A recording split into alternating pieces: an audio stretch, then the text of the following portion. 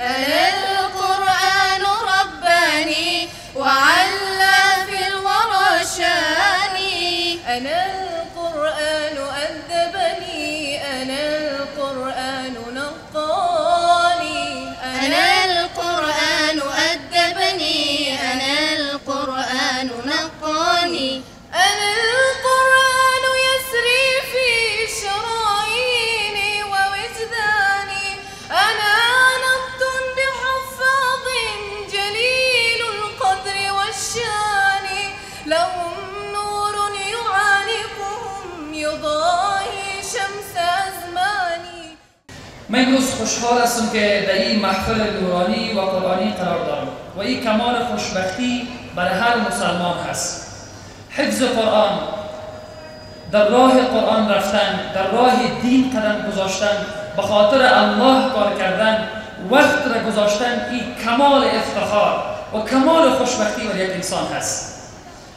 و این محفلی که ما قرار داریم و این محفلی که امروز تشکیل شده سر عنوان فراغت دور حفظ قرآن، مجلس ایمانی و قرآنی، کمال افتخار هست. مدرسه مفتاح القرآن مدت 12 الی 13 سال میشه که برای شاگردان عام از ذکور عام از اناث برای خدمت قرآن کریم خدمت میکنه و این مدرسه در 315 موقعیت داره روبروی دارالعلوم عربی کابل که رئیس این مدرسه جناب قاری صاحب بشیر احمد رحمانی است و من الحمدلله یک تن از شاگردان مدرسه مفتاح القرآن هستم که در مدت 3 سال دوره حفظه به اتمام رسانیم. امروز الحمدلله ما الحمدلله ثم الحمدلله که ما با تعداد 50 نفر از ناظره و حفظ قرآن کریم فارغ داشتیم که تقریبا حدود 6 نفر از ذکور در حفظ بود و حدود 16 نفر یا 15 نفر از طبقه اناث حافظا بودن که از قرآن کریم حفظ کردن و تمام کردن الحمدلله و همچنان حدود 15 نفر از طبقه ذکور در ناظره قرآن کریم رویخوانی قرآن کریم و حدود 20 نفر از طبقه اناث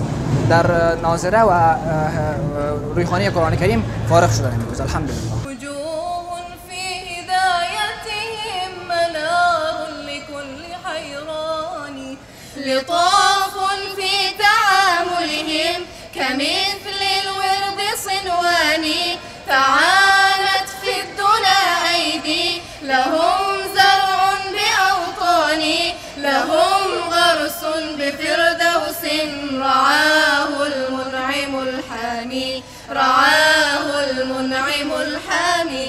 أيا حفاظ يا جيلا تسامت فيه أوزاني، ستشرق شمسنا يوما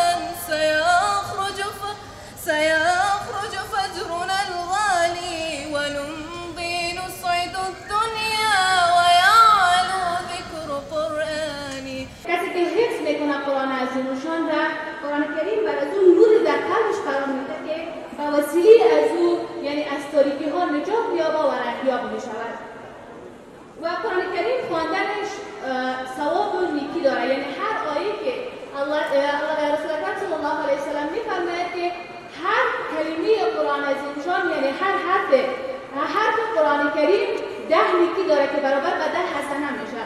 پس هر وقتی که حافظ قرآن کریم مقام مرتبهش یعنی این اجر و ثواب بیشتر کسب میکنن. به خاطر چی؟ به دلیل از اینکه کسی که حافظ قرآن کریم است بیشتر تکرار میکنه، بیشتر گردان میکنه. پس از این لحاظ مقام مرتبهش و اجر اون نیکی و پاداش چی میشه؟ بلند میشه. هر چقدر عقلانیت بشر رشد بکند، علم و آگاهی بشر رشد بکند، بنابراین که انسان نیاز به مکتب دارد، مکتب هم نیاز به جهان بینی دارد. جهان بینی هم بدون این 5 خصوصیت بوده نمیتواند و این 5 خصوصیت منحصرا در اسلام است. آینده جهان اسلام خواهد بود. یک بار دیگر فراغت این خواهران برادران عزیز ما را تبریک و تهنیت عرض می‌دارم با امید سعادت امت اسلامی و نقش بر آب شدن نقشه ها و دسیسه های استعمار. خداوند بزرگ امت اسلامی را با وحدت و سعادت و همدلی برساند. و یعلو ذکر قرآنی، انا القرآن ربانی وعلا فی الورى شانی، انا القرآن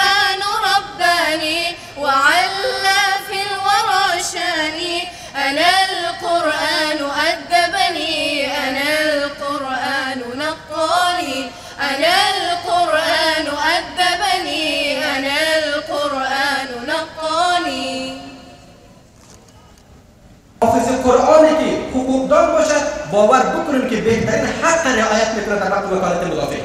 حافظ قرآنی که قاضی باشد متوجه باشیم که آیات کلام الله در عروق و دروری و در شریان او ریشه دارد، خوبتر قضاوت میکنه. این در عرصه تاریخ در تمام ادوار تاریخ ثابت شده است. شما ببینید بهترین فقها، بهترین قاضی ها و بهترین دانشمندان جهان اسلام کسانی بودند که حافظ بودند.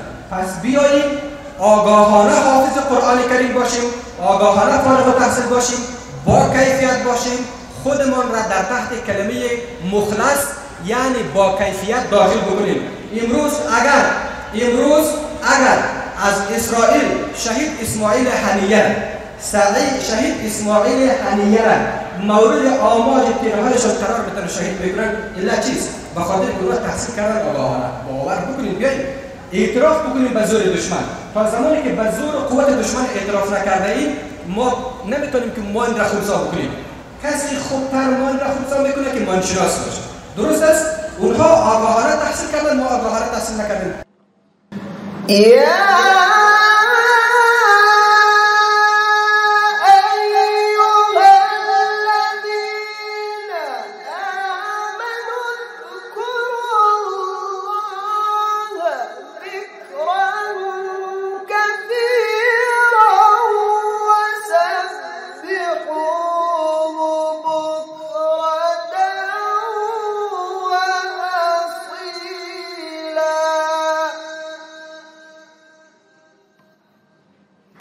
هو الذي يصلي عليكم وملائكته هو الذي يصلي عليكم وملائكته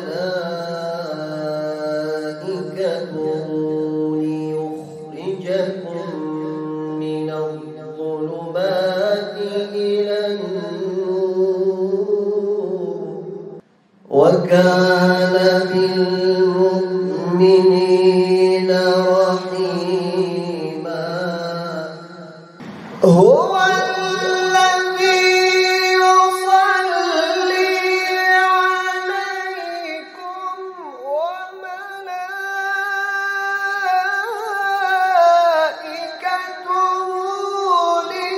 ليخرجكم من الظلمات إلى النور.